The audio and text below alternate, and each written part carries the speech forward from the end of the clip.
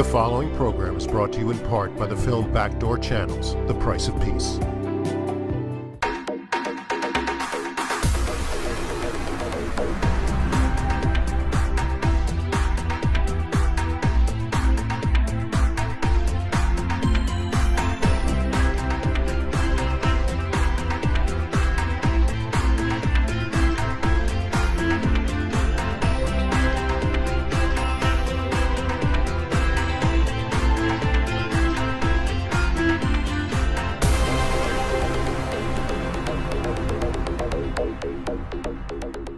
Welcome to another Leon Charney report. We're talking to you from Tel Aviv, Israel, at the Great Hilton Hotel, by the way, which is sold out. You can't get a room here, which means tourism is up. And the Maccabea, which is the Israeli Olympics, is here.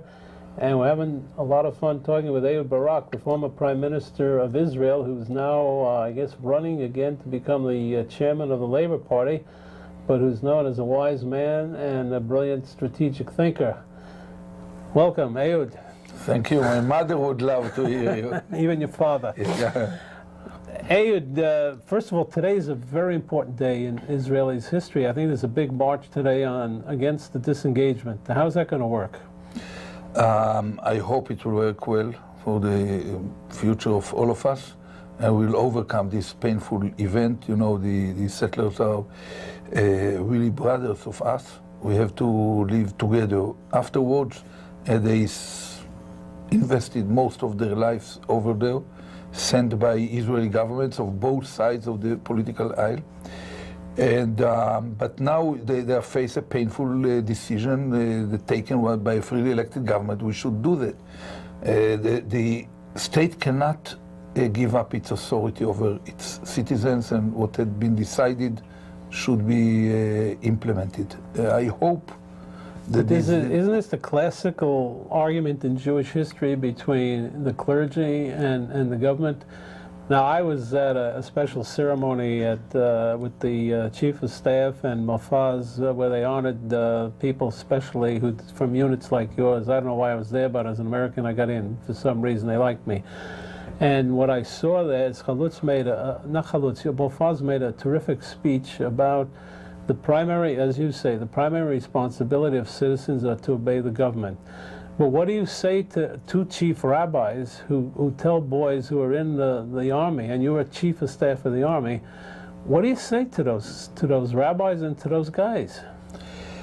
I think the rabbis are wrong. You know, in the past, rabbis in Israel used to deal with whatever between the individual and heaven, and between the individual and its friend. They never entered into politics. Right. And we have a saying in Hebrew, Dina de Malchuta Dina, namely the law of the state, of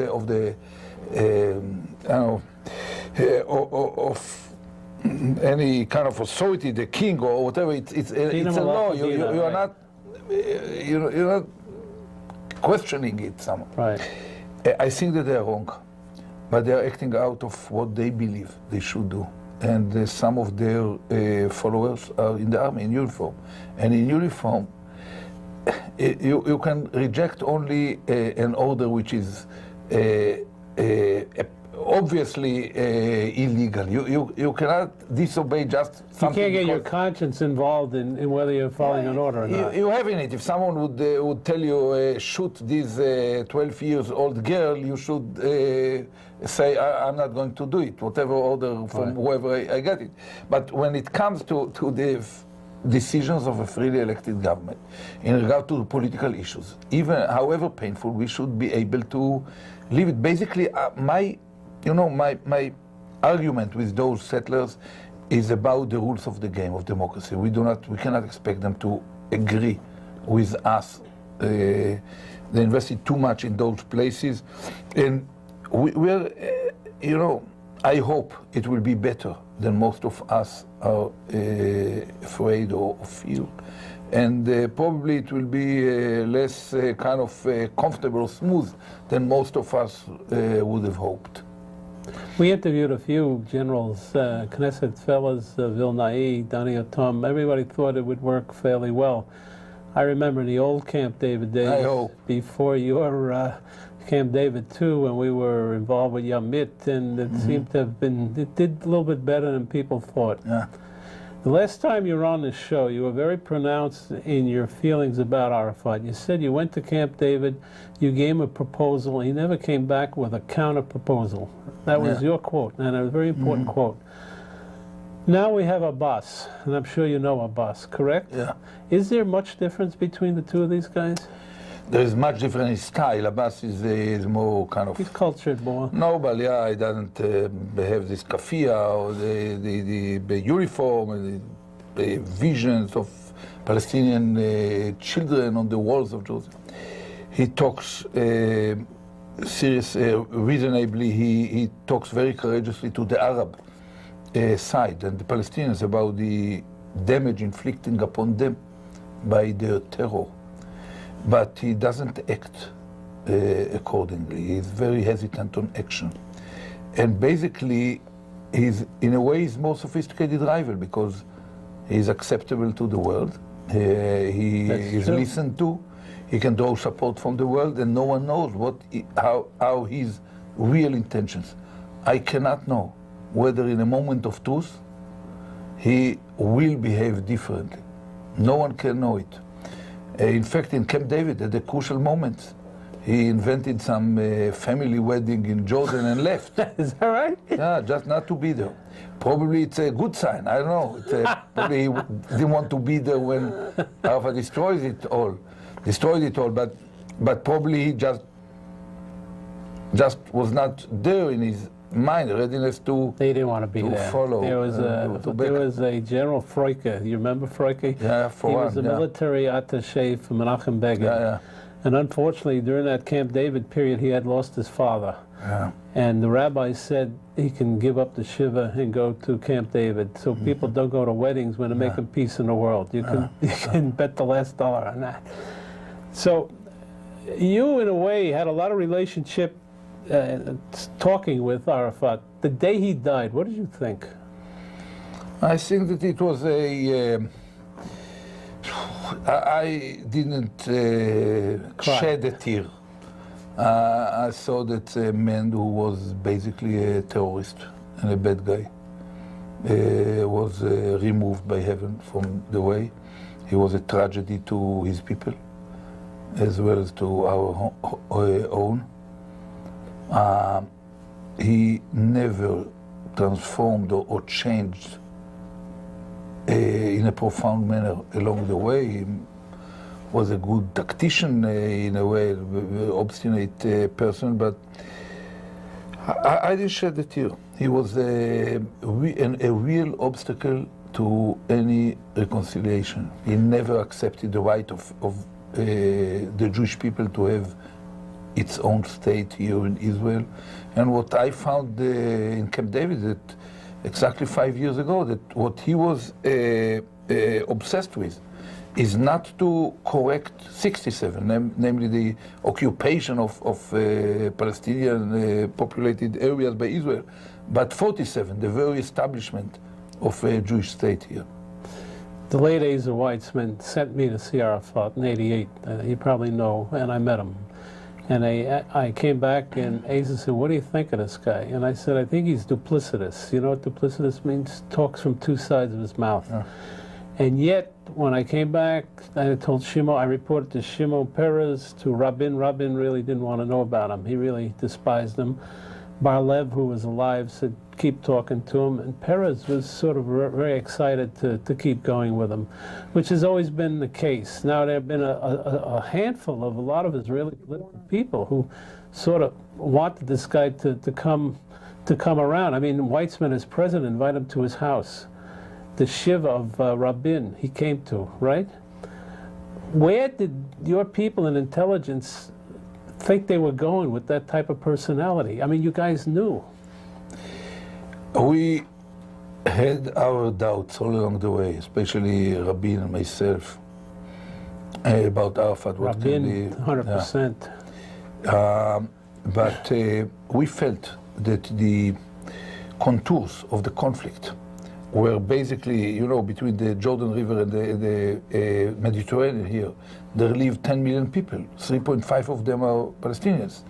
if we do not somehow navigate toward two-state situation, if there is only Israel covering the whole area, it will inevitably become either non-Jewish or non-democratic. If this Palestinian bloc can vote, it's a binational state par excellence. If they cannot vote, it's an apartheid system par excellence. Neither is the Zionist dream. So we felt a compelling imperative to disengage. And it was clear to Rabin and myself that it preferably should be done through an agreement. Only if there is no way to sign an agreement, we should execute it unilaterally. And in agreement, Rabin tried, and as you said, he despised it. He didn't want things to go like that. He tried to open every possible door to find another Palestinian partner. Through the Jordanians, through the people in the streets, through some diaspora Palestinians as a middleman. Behind any door that he opened, he could see either Arafat or someone stood there, but he could easily see Arafat behind him. So at the end, he decided, okay, probably there is no way but to tackle this as a matter of fact and talk to Arafat.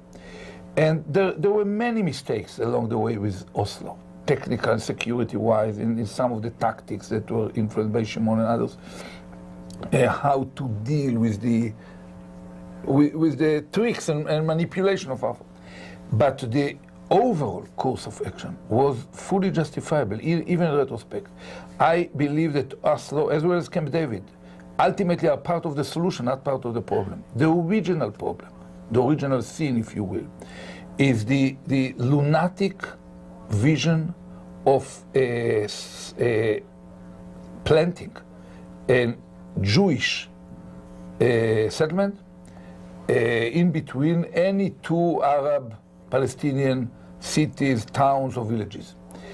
The decision of Ben-Gurion to accept the partition plan was a precondition for the creation of a Zionist, democratic Jewish state. And he was open-eyed. He knew that he will get, in exchange for his readiness to take the partition plan, he was open-eyed. He knew that he might get a full-scale war, but the very fact that he was ready was a clarity of mind and strategic judgment. Now, in '77, after Likud took over, that a confusion took over us, especially after the peace with Egypt that you've just mentioned. You know, after the peace with Egypt and the disengagement from the from the Egyptian army over the Sinai, we were all believed, including Weizmann and Dayan, that the next step will be disengaging from the Palestinians. But when they realized that Sharon and Burg, the old Burg, under the inspiration of Begin, is going to do exactly the opposite, namely to stick into the heavily populated Palestinian areas in the West Bank, they left the government. And since then, a whole generation of Israelis paid a huge price in financial terms of the investment. Dozens of billions of dollars spent there, and now another dozen or two should be paid to bring them back home. And instead of concentrating of the security settlement blocks or the satellite cities around Jerusalem that were deployed there in order to strengthen, they had this lunatic idea of shaping future realities through these political settlements. And this illusion is now collapsing in front of our eyes. The getting out of Gaza is just the first step. And basically, it will be a cheshbon nefesh. I don't know how to call it, a kind of... you have to make a balance sheet. Yeah, emotional balance, historic balance sheet for a whole generation about how did it happen that we invested so much energy in vain, and how to correct it now. I'll tell you something you might not know. You know, I was very close with Weizmann, and Weizmann left the government when Menachem Begin, allegedly over a budget fight for defense, he told Begin that there was an opportunity at that time to make a deal for the Palestinians. Sadat wanted a post office and a flag in Jerusalem. and Begin was no. Then we had a convention of the old Camp David guys with President Carter in Washington, and Sam Lewis, the former ambassador, had said to me, Leon, did Begin have buyer's remorse about the Camp David agreement? And I would have to say he did. Yes, I think he did. Because, you know, the whole thing with 5 years and not 5 years. So these are historical things. In '67, when you captured everything, the only guy that I've interviewed over the course of years who said that they thought about the future was Abba Eban. Do you read the history books of '60? You're a young guy then. But no, I was already a captain in the You were a armed forces. captain, but did anybody think about the fact that you couldn't control 10 million Arabs at that time? At the time it was not clear, but the first reactions of the government were very cautious. Namely, they realized that there's a great opportunity there, but they hesitated what to do, and they basically kept it as a kind of chip for future negotiations. It was only after the Arab side said the three no's of Khartoum, namely no agreement, no negotiation, no everything that was taken by force will be brought back by force, and such kind of militant declaration that we began carefully to establish these security-related settlement blocks and the satellite cities around Jerusalem. And it took, you know, until '77 that was the case. So basically, you know, we have our own share of mistakes along the way. We, I mean, labor, including Yitzhak, or no, not Yitzhak, Yigal Allon and Shimon Peres. But basically, the true story is that Likud moved us there. And we entered into this adventure that had never any chances of becoming reality. The main, I don't know, the Camino Real of Zionism was a disengagement between us and the Arabs, and concentrating on an area where we will have a solid Jewish majority for generations to come. And we thought all along the way since '67 that at a certain point we'll have to disengage from all the Palestinians and most of the areas in exchange for normalization. And now we reach a point where we cannot do it through an agreement, and I proposed in 2001, immediately after Camp David, that since we cannot find a partner in Mr. Arafat, it shouldn't paralyze us as a nation. We should turn into the only viable alternative, which is to take our destiny in our own hands. Set a defensive security fence on the lines of the Camp David proposal, and dismantle gradually all the isolated settlement, bringing them back home, hit on terror, and leave the door open for resumption of negotiations at any moment, based on the same principles of Camp David, the same point that was on the table. Your Camp David. Yeah. Same issues that were on the table a day before the Palestinians turned to terror. So to, on one hand, not to reward them for their turning to terror, on another hand, not to punish them collectively as a people for the short-sightedness of their leader at the time. But Ehud, under your Camp David, you had a Jerusalem plan to divide Jerusalem. Do you think that could have passed in the Knesset here? Of course, you know, not easily, but I'm confident that if there was on the other side a leader of the caliber of President Sadat of Egypt or King Hussein of Jordan, and as a deal had been struck, it would have a dramatic shaping impact on the frame of mind of Israelis, and we would have an uphill battle, but one that would have been won, knocking on any door, convincing the people. You know, I tell my right-wing friends, I have more friends among the Likud Central Committee than in my own party. And I have many friends, but we have disputes. So I'm telling them, you know, according to my plan, Jerusalem would have become larger, stronger, and more Jewish than ever in history. We would adapt, immediately annex Givat Ze'ev, Ma'ale Adumim, and Gush Etzion, and in exchange, giving the Arabs most of the heavily populated neighborhoods, Most of them had never been Jerusalem. We just annexed them after 67, and keep on our side all the Jewish neighborhoods and the old city and the Mount of Olives, the Holy Basin we call it. So it would still live within Israel, some 35 or 40,000 Arabs.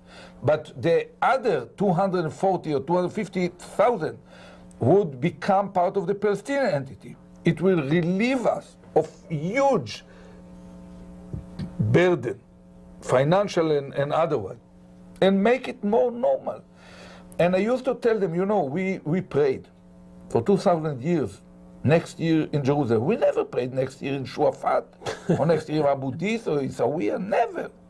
Doesn't mean anything.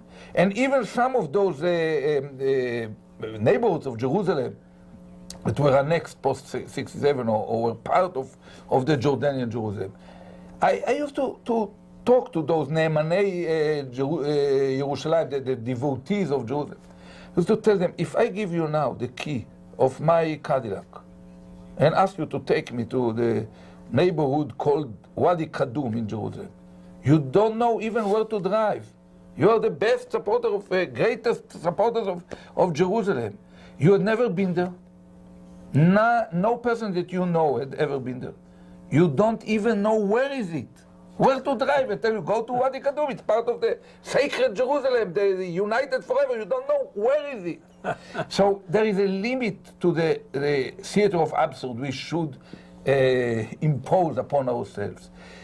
You know, I used to talk to President Clinton about the situations that we are facing when we are dealing with Jerusalem. I told him, you know, think of a neighboring entity to whom you had already given Chevy Chase and Silver Spring, and now they begin to cry. No, or you gave them Bethesda and Rockville. Now they are shooting into Chevy Chase and Silver Spring, and they demand presence in the mall. So it's ridiculous. It's something impossible, almost impossible, and it could be solved only if open-eyed, courageous leaders on both sides will be ready to take painful decisions, facing their own constituencies, not just each other. And I was ready for the test, and I was convinced that we should find out whether we have a partner or not. In business terms, the whole Oslo process was a future contract, where we are supposed to Hey, we know each other a long time, Yeah. and you're a fun guy and all, but the rap on you is that you're a soloist, that you work alone, that you did everything on your own. This was one of the raps against you, that you didn't consult enough people. Do you take that as a... I should find a better rapper to tell the true story. It's never been true, but it's true that it's an urban legend that took hold, like many other urban legends. I'm working on correcting the impression, not the reality. The reality had never been there, but to correct this kind of image. But it's not the first time you heard it. No, it's not the first time. No, hear it very often. It's not true. I work with so many people. You know, I accomplished several things along my life. None of them could have been accomplished without. Why do you think this came about then? Is that just from the other side? Yeah, it's a part of it. Usually it's from your side. It's never, the other side could be critical, but it's never effective. But criticism coming from your own side, and there are always. You know, I don't want even to spread I'm responsible for whatever happened during my being at the helm of Israel. And that's, you know, bearing in mind the consequences of what we have done, I can understand people looking for something to excuse something to blame. But basically, you know, it's well, there are things that happen. President Carter, whom I work for, is thought to be an anti-Semite. He's an anti-Semite like you're a Moroccan dancer. He has done more for Jews. And a quote from Menachem Begin in his tones during Camp David: "Never has there been such a good president, President Carter." But the rap is on him that he's anti-Semitic because he talks to Palestinians, and I defend him. So everybody gets these types of raps. But you're re-entering politics. Why? First of all, you know, I'm now former Prime Minister. I That's realize. a title Set up by your Shin Bet guys. yeah, that couldn't be taken from me anymore. And I like and highly appreciate Sharon. I want him also to become a former Prime Minister before it's too late. I'm going to help him. You talk to him It's much helping now? a friend. You talk to him now? Not a lot, since I happened to say in front of the cameras, talking to 1.5 million Israelis, telling them that Sharon family is corrupt and in a properly run state, he couldn't stand for a premiership anymore. So since then, it's not very smooth. But basically, I told the truth in a way, and I highly respect him. He deserves a lot of credit for what he had done recently. But at the same time, there are many weaknesses, systemic weaknesses in his regime that should be corrected in order to protect the future of Israel. And But if you look at the political intend map, to take care of it. But the Labour Party has how many? 19? How many do you have? Yeah. That's exactly what Sharon had when I defeated Netanyahu. Really? Sharon had it 19. So it's you believe never too late. You're now in a primary to become party chairman. Yeah. And that thing has been postponed, according to Vilnai and Yatum, till November or something like that. Does that help you, by the way? Yeah, it helps. Gives you more time? Yeah, it helps me. It gives me more time because I'm a newcomer into this race. And basically, you know, I think that once we have already this disengagement from Gaza executed, a new landscape will emerge with the morning after very central to the screen of Israelis in regard to what will happen with the roadmap, what will happen with our American friends, with the Europeans, with the Palestinians, with terror, and so on. And it will provide a better background for me to try to ask for the support of people and their trust. And basically, you know, I'm aware of the fact that the first Israeli leader to go into the kind of experience that I had been through, namely to be ready to accept a daring, painful plan for solution, just to be responded by a bloody war, was Ben Gurion. And we know in retrospect how far-sighted he were while deciding about this readiness to establish two states.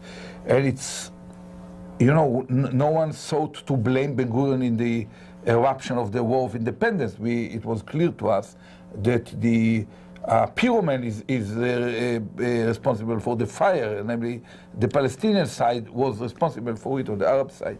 And we should somehow have this kind of distance and a kind of distance and capacity to look at it in perspective that will bring people to realize that we have done the right thing in proposing it. The Palestinians are responsible for what followed, and that at a certain point we will have all of us to adopt the same plan that I put on the table in 2001, namely to complete the security fence, to dismantle, bring back home the isolated settlements, however painful, and to build a de facto border within which we'll have a solid Jewish majority for generations to come, where you know why you are killing whoever tries to attack you and is ready to be killed, but you protect basically your home. And I really believe in the line of Robert Frost in Mending a Fence. He said, good fences make good neighbors. It's only the starting point, but a prerequisite for any future, that we will sit behind these security borders, open the door for resumption of negotiation when there is a Palestinian leader who is ready to make decisions. What did it take for Ben Gurion to fire on the Yalta Helena? What kind of courage was that? It was first of all, it was after. This was the firing against the Jewish ship by Ben Gurion. He ordered, by the way, Yitzhak Rabin was the guy who fired. Yeah. He ordered it against the Menachem Begin, basically, a ship full of weapons, and that the Irgun, the Etzel, the Begin Irgun, thought should be delivered or conveyed to his, so to speak, fighters in Jerusalem. Remember that the partition plan that Ben Gurion accepted did not include Jerusalem as part of Israel. So in Israel it was clear that there is only one army, but in Jerusalem, which was at the time out of Israel, so to speak, there were different fighters. There were the State of Israel fighter and the Menachem Begin fighter. So he wanted to provide them with munition and weapons, and Ben-Gurion said no. There will be only one authority. Right. The very basic attribute of a sovereign, a legitimate sovereign, is the monopoly on the use of weapons. And he insisted on it, and he was ready to go to the situation where Jews will kill Jews in order to impose the authority of the newly born state on however important. Begin was the head of an important organization that contributed a lot to the creation of the state. He was ready to go that far. But when we compare this to the demands we have from the Palestinians, for example, from Abu Mazen, we should not ignore the fact that Ben-Gurion took it only after there was a Jewish state, recognized by the whole world. And of course we were happy to see Abu Mazen doing it before there is a Palestinian state, because for us it's better, but we can hardly expect it to happen as long as they are not attacking Abu Mazen himself and the Fatah organization. All right, this is great stuff. We're going to hold for a break. In modern Middle East history, only one peace treaty has stood the test of time, the 1978 Camp David Accord. In the new documentary film, Backdoor Channels, The Price of Peace, learn the true story behind the greatest diplomatic achievement of our time and its lessons for the future. The price of peace is very high. To have this courageous man and my close friend killed. Winner of the Telly Award for Best Cultural Program. Now available at select stores including Barnes & Noble and online at Amazon.com. Now get the book the hit movie was based on, Leon Charney's Backdoor Channels. Learn about the backdoor channel negotiations that led to the historic 1978 Israeli-Egyptian peace treaty. Become a witness to history and order Backdoor Channels online at Amazon or Barnes & Noble. Also available at all other retailers and booksellers. Or download the audiobook at iTunes or Audible.com. Relive history. Order Backdoor Channels. Leon Charney sets out to discover the true meaning of the Kaddish, the Jewish custom of reciting a prayer to commemorate the death of a close relative. Join Charney as he finds out the history of the Kaddish and how it has evolved. Reviewed as a refreshing walk through Jewish history and a book that deserves to be read by both Jews and non-Jews, The Mystery of the Kaddish is now available online at Amazon, Barnes & Noble, and all other retailers and booksellers. Or download the audiobook at Audible.com or on iTunes. Discover the mystery of the Kaddish. Get best-selling author Leon Charney's latest book, The Battle of the Two Talmuds. Join Charney as he explores years of Jewish history to find out why and how Talmudic scholars and rabbis abandoned the Holy Land for the lands of the diaspora. Learn about the power struggles behind the creation of the Jerusalem and Babylonian Talmuds. It's a book critics call engaging and enlightening. A book which will be of interest to people of every faith. Now available at Amazon and Barnes & Noble, or download the audiobook of The Battle of the Two Talmuds at iTunes or Audible.com.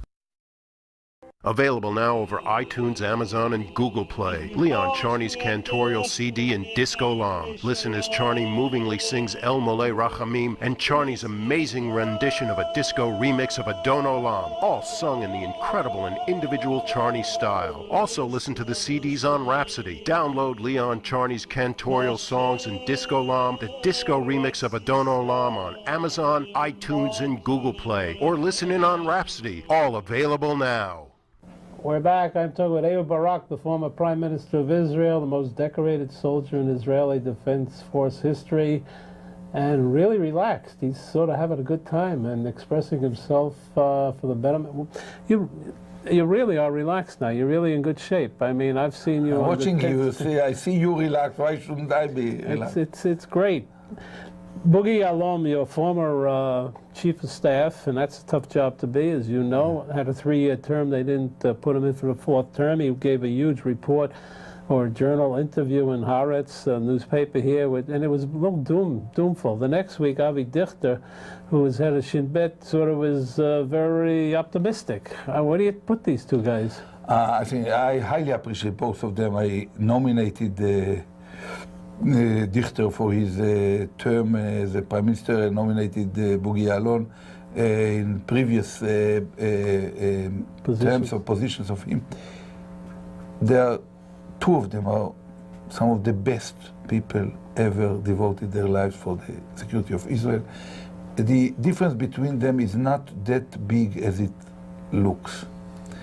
Basically, both are pragmatic, security-oriented players or defense-oriented. They together ran these last 4 years of fighting against terror. You could find certain quiet, open-eyed and gloomy predictions in what Dichter had said in the weeks before, and between the lines you can find it even in this interview. But he emphasized more the fact that nothing is going to defeat us, which is self-evident for Boogie as well. For probably Boogie, out of being so self-confident about the future of Israel, allowed himself to go more into the details of what's waiting us down the stream in order to help prepare the population for what's going to follow post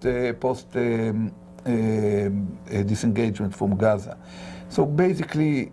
But did Boogie eliminate the possibility of a two-state solution in his interview? Was that what he was saying? No, I don't think so. I don't think so. He clearly says that that's what's good for Israel. But if we do not take actions, if we leave it into the default mode, no one can predict what happens. If we are not taking initiative to correct things, to take our destiny in hands, to do what should be done, it could deteriorate into a one-state situation. And I don't think that Dichter is very optimistic about what will happen if we don't do anything. But he says we can do and we will do. And somehow Boogie Yalon was head of the intelligence, our intelligence community in the past, where you have to give attention to the wider picture, longer, much deeper into history and in a much wider context. And Dichter used to deal with eliminating bad guys and protecting the good guys, and making sure that an operation will be concluded positively. So he had much more, somewhat tactical or technical approach to things. That might be the explanation for the difference. Basically, there are two great fighters, two great patriots of Israel. All right, let me run through some items with you. Iraq, are we in a mess, the United States? I believe that on the ground you are in a mess, but you should stand the course and stay there. I believe that history will judge President Bush, Blair, Aznar of Spain, Berlusconi, Howard. These are basically the five people who led it very positively in retrospect.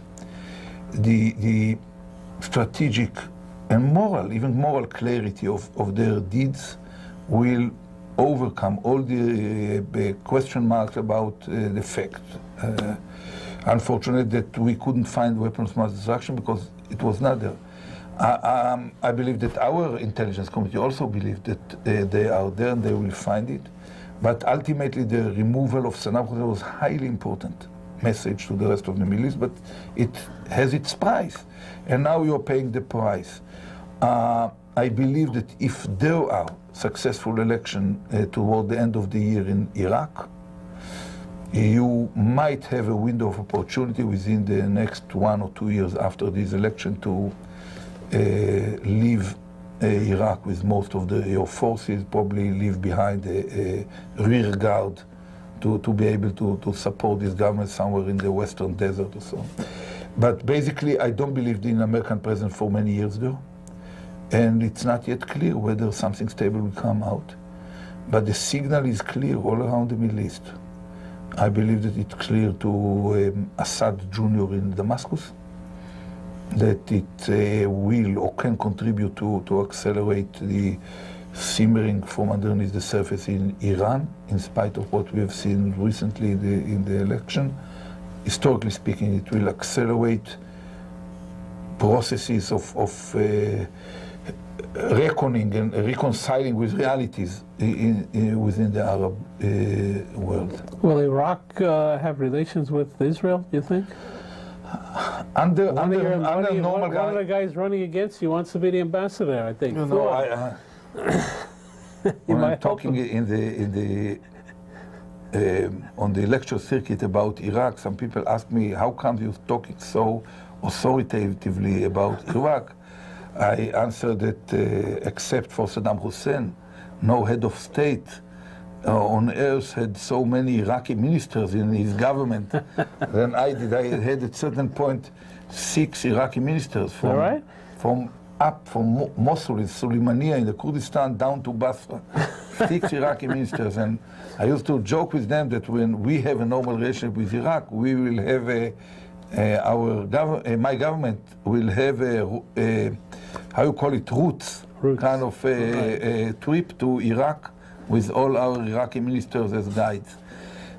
I believe that it will happen during our lifetime, but probably not in the next few years, because Iraq will take some time until it's stabilized and open. One, they solve their internal problems, and hopefully follow in the footsteps of what happens now in Jordan and in some of the Gulf states, namely more open society, better rights for women to express themselves, better participation, some criticism of the government within, from the streets and by the media.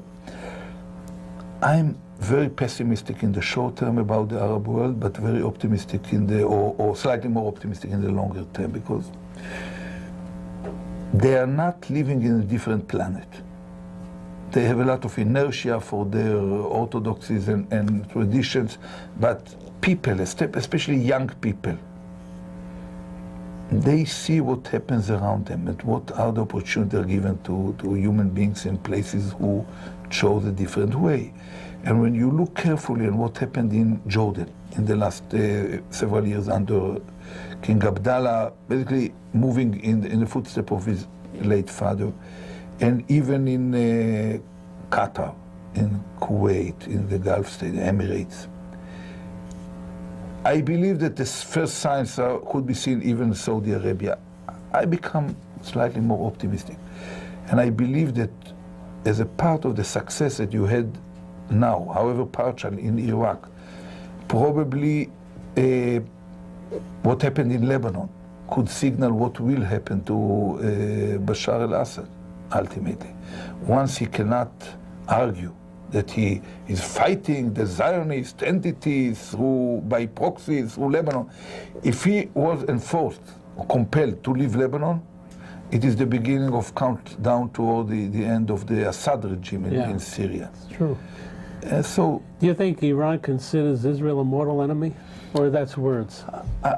No, I think that it's very serious on behalf of these clerics and extremists, and even moderates like Rafsanjani is very dangerous in his attitude to Israel. But I can never forget it. I was already a young captain when Iran was our best friend in the Middle East.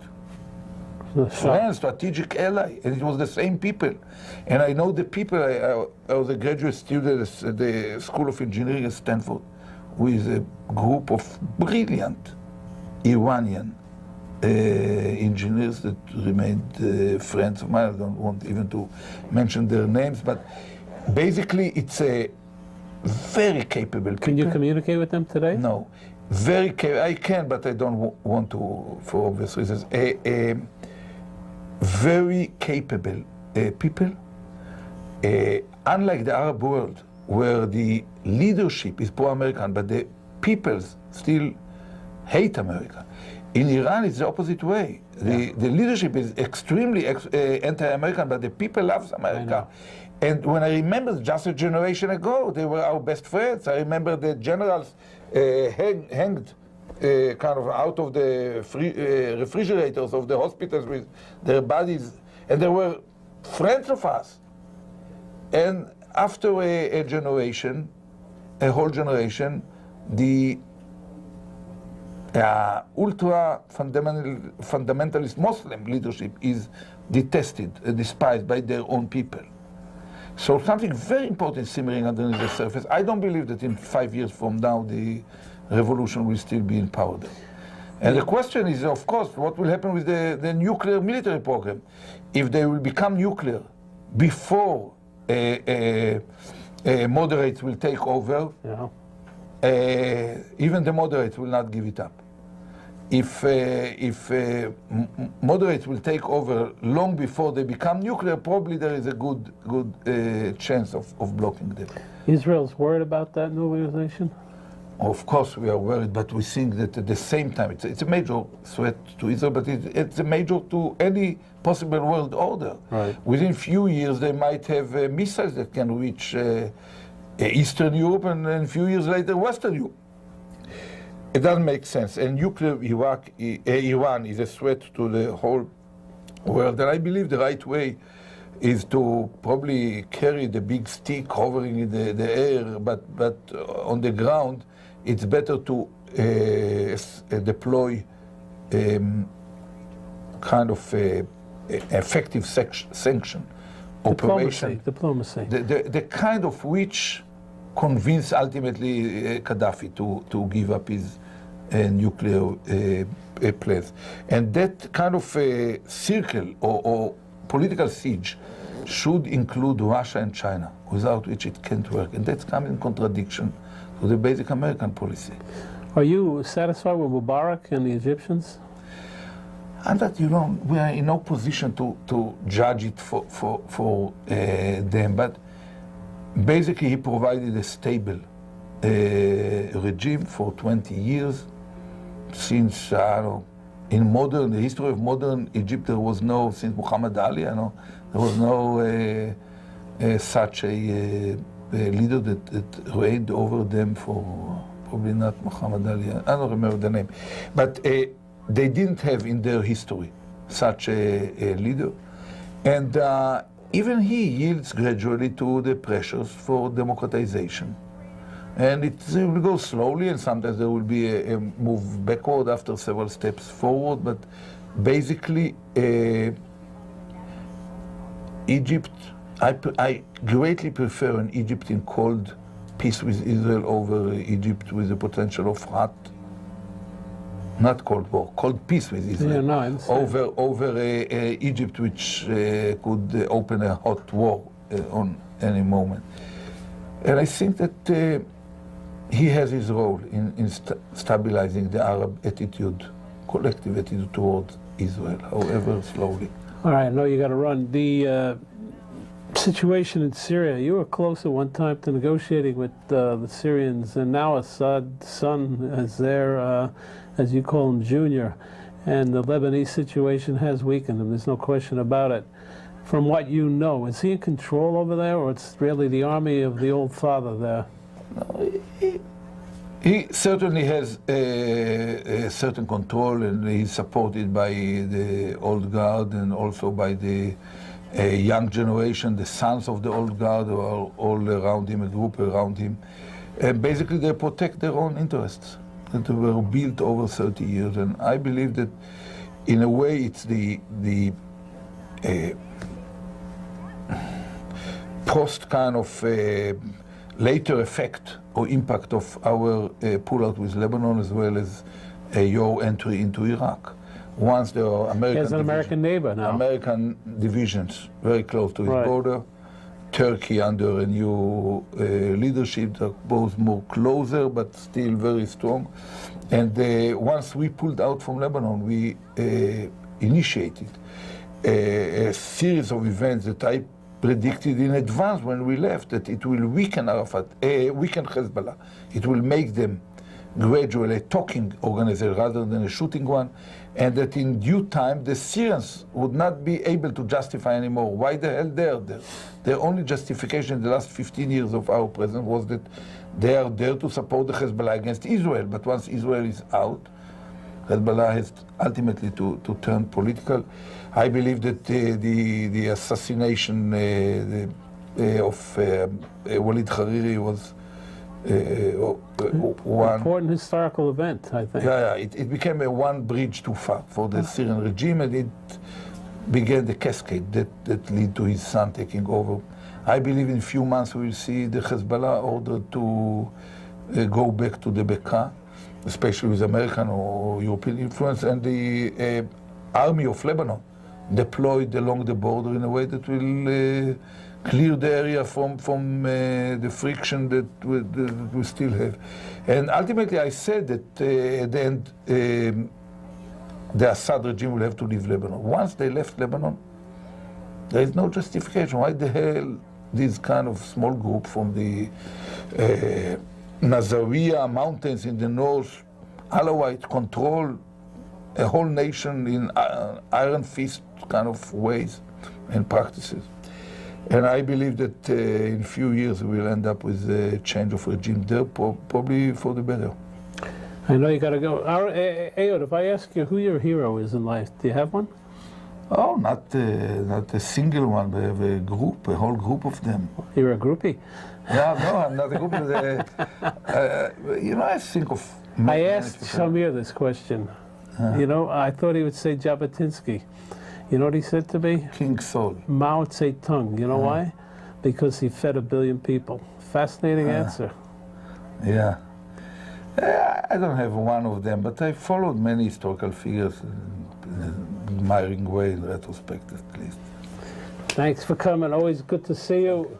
Ehud Barak, the man who's running again to be the chairman, not acting chairman of the Labour Party, and as thus would lead the Labour Party if they win election to becoming prime minister again. The one who did that, from my recollection, was Yitzhak Rabin, who lost in '75 and then came back, and he took it over again and became very, very popular. We'll see you next week. In modern Middle East history, only one peace treaty has stood the test of time, the 1978 Camp David Accord. In the new documentary film, Backdoor Channels, The Price of Peace, learn the true story behind the greatest diplomatic achievement of our time and its lessons for the future. The price of peace is very high. To have this courageous man and my close friend killed. Winner of the Telly Award for Best Cultural Program. Now available at select stores including Barnes & Noble and online at Amazon.com. Now get the book the hit movie was based on, Leon Charney's Backdoor Channels. Learn about the Backdoor Channel negotiations that led to the historic 1978 Israeli-Egyptian peace treaty. Become a witness to history and order Backdoor Channels online at Amazon or Barnes & Noble. Also available at all other retailers and booksellers. Or download the audiobook at iTunes or Audible.com. Relive history. Order Backdoor Channels. Leon Charney sets out to discover the true meaning of the Kaddish, the Jewish custom of reciting a prayer to commemorate the death of a close relative. Join Charney as he finds out the history of the Kaddish and how it has evolved. Reviewed as a refreshing walk through Jewish history and a book that deserves to be read by both Jews and non-Jews, The Mystery of the Kaddish is now available online at Amazon, Barnes & Noble, and all other retailers and booksellers. Or download the audiobook at Audible.com or on iTunes. Discover the mystery of the Kaddish. Get best-selling author Leon Charney's latest book, The Battle of the Two Talmuds. Join Charney as he explores years of Jewish history to find out why and how Talmudic scholars and rabbis abandoned the Holy Land for the lands of the diaspora. Learn about the power struggles behind the creation of the Jerusalem and Babylonian Talmuds. It's a book critics call engaging and enlightening. A book which will be of interest to people of every faith. Now available at Amazon and Barnes & Noble, or download the audiobook of The Battle of the Two Talmuds at iTunes or Audible.com. Available now over iTunes, Amazon, and Google Play. Leon Charney's cantorial CD and Disco Lam. Listen as Charney movingly sings El Moleh Rachamim and Charney's amazing rendition of a disco remix of Adon Olam, all sung in the incredible and individual Charney style. Also listen to the CDs on Rhapsody. Download Leon Charney's cantorial songs and Disco Lam, the disco remix of Adon Olam on Amazon, iTunes, and Google Play. Or listen in on Rhapsody. All available now.